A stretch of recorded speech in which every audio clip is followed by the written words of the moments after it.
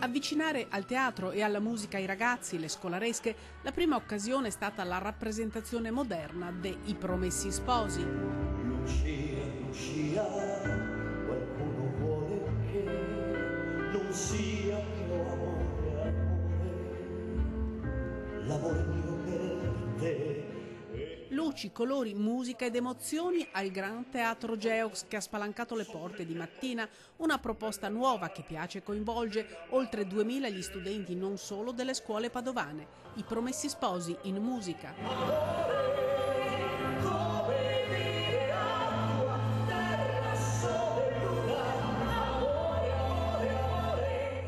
Ed è solo l'assaggio di una stagione che si annuncia ricca di occasioni. A dicembre arriva Shakespeare con Giulietta e Romeo, giusto dopo I Capponi di Renzo.